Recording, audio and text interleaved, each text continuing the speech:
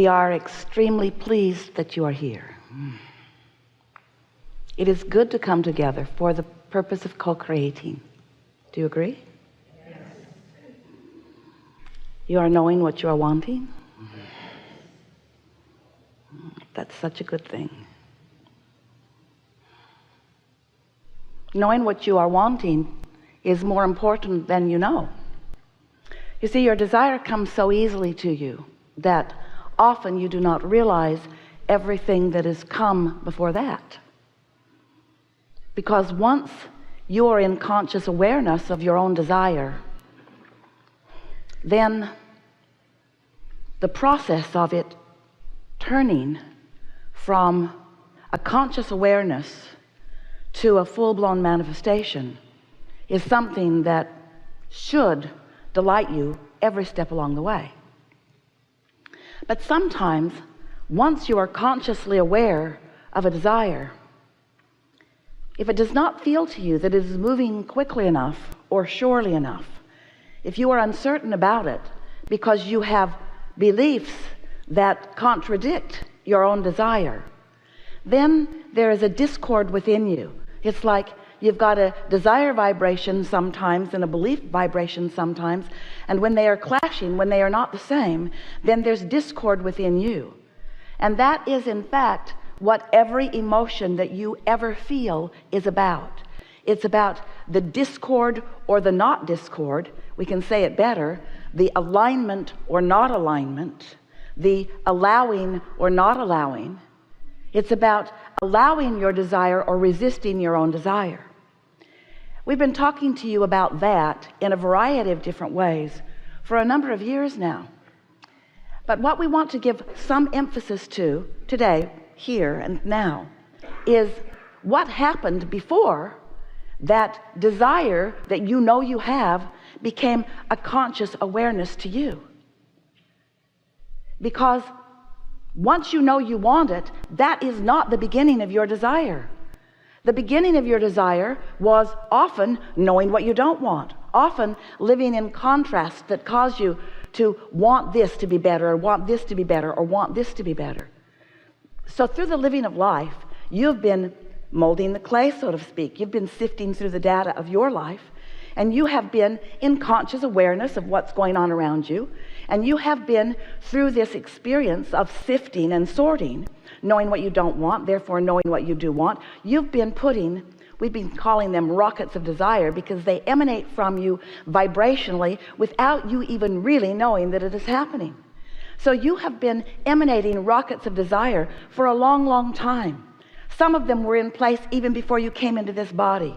And most of them are coming into place since you've been in this body. So you've been asking and asking and asking and asking in such subtle ways, and sometimes not so subtle of ways, until you have built or created or allowed to be created for you a vibrational version of a whole lot of desires. It's almost like ingredients in a cake that you've been putting there. A little bit of flour and a little bit of salt and a little bit of eggs and a little bit of milk and a little bit of this and a little bit of that, until there is a vortex. We've been calling it a vortex of creation, a vibrational version of everything that you desire. But you would not recognize it in its mixed up form, because you've been putting it in there ingredient by ingredient. You might remember the struggle you had with your mother, and you dumped a whole bunch in there. You might be remembering a relationship with a girlfriend or a boyfriend where you dumped a lot. You might recall something that happened when you were younger and made you feel bad, or even things you saw that you desired, but you do not have any real awareness, just at the drop of a hat, what is actually going on in this vortex. It's imperceivable to you sometimes. Now, what we want you to realize is law of attraction. You've been hearing us and others talking about law of attraction. Law of attraction has been amassing to this vibrational reality.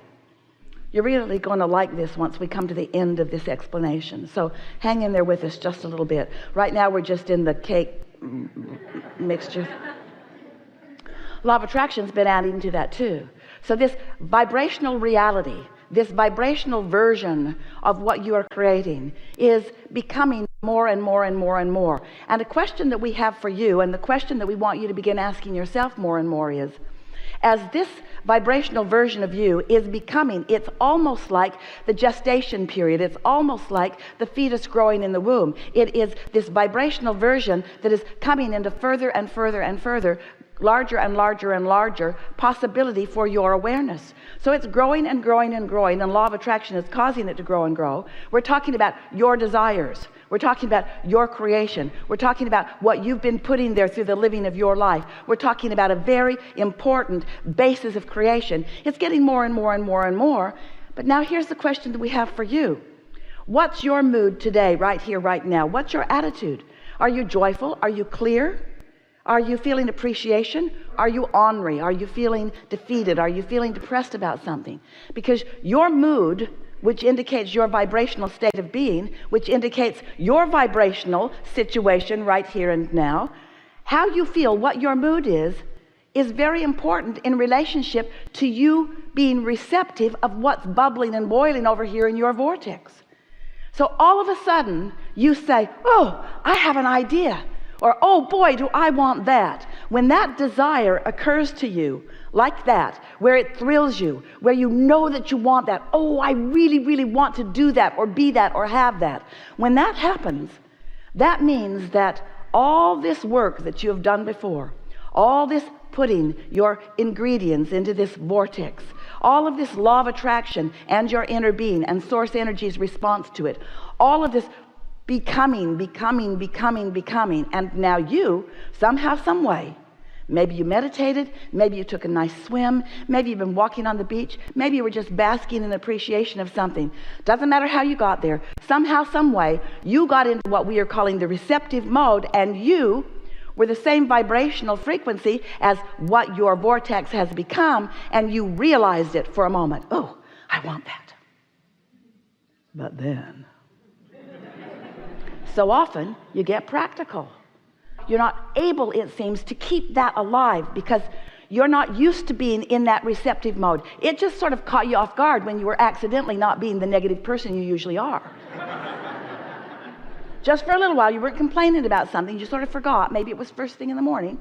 Maybe the person that you usually complain to wasn't available. They weren't answering your texts or your phone calls.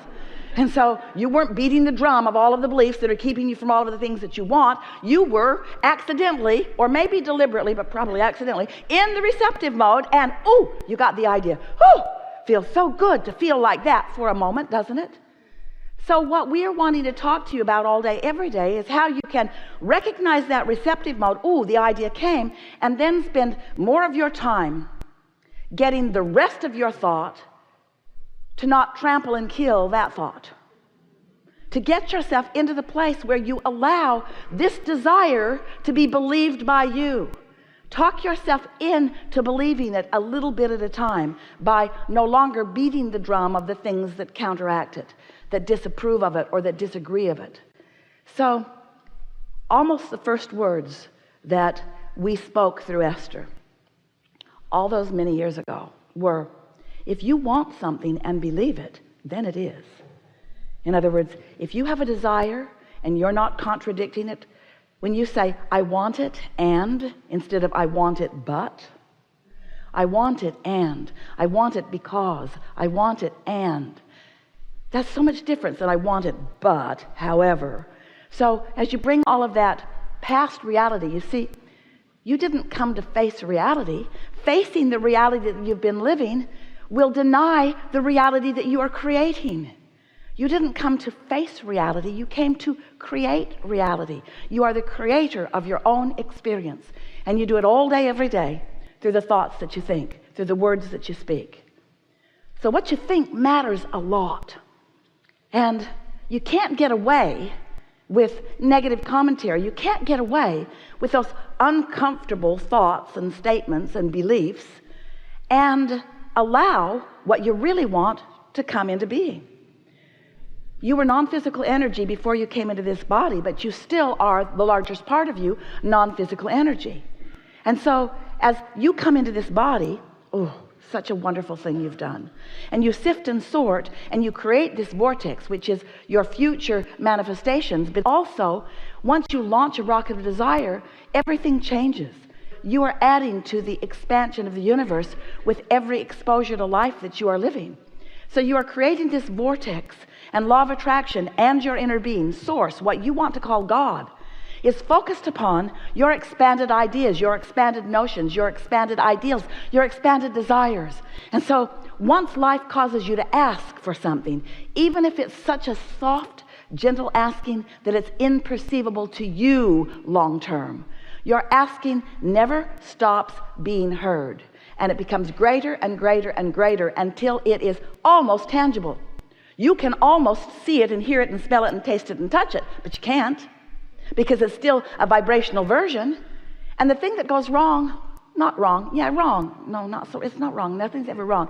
The thing that goes, no, it's not wrong.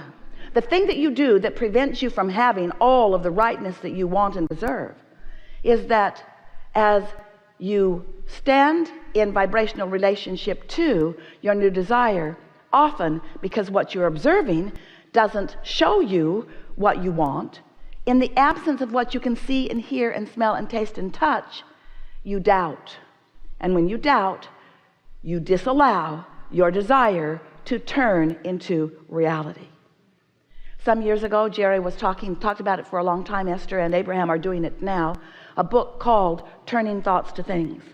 And the reason that Jerry wanted others to understand is because he had noticed from his own life experience that if he could find a desire and he could somehow keep it alive, that it would become a tangible reality. He wrote a paper many years ago, and the title of his paper was Keep Your Ideas to Yourself Until They Are Fully Developed, because he noted so many people that he was counseling about financial matters that when they wanted something and they began to speak to others who doubted their ability to accomplish it, they would undermine their confidence by forcing them to focus upon the reality that they were currently living. What makes you think you could do something like that when all you've ever done is something like this? And what we want you to understand is, if it is in your vortex, and it is, there's so much in there that would keep you busy for 20 or 30 lifetimes. If it is in your vortex, and if you have found a moment here and a moment here and a moment here where you are not in disharmony with what's in your vortex, as your vortex becomes stronger and stronger by the non-physical focus upon it, and we want you to know there is non-physical focus upon it, once the idea comes to you,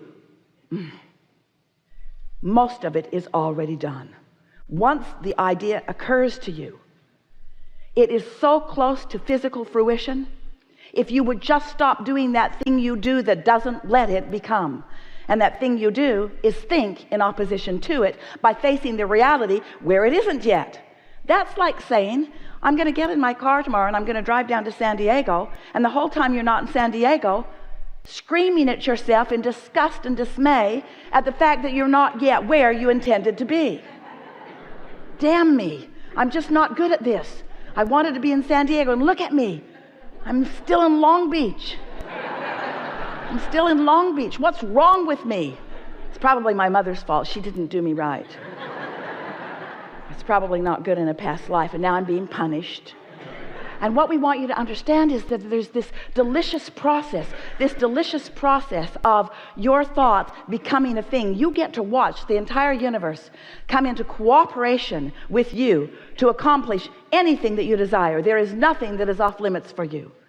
If this time-space reality has the wherewithal to fill your vortex and become a dream or an idea or a desire within you, it is our absolute promise that this time-space reality has the wherewithal to deliver the goods. But you have to stay in harmony with your own desire. We have nothing more to say to you or anyone else ever.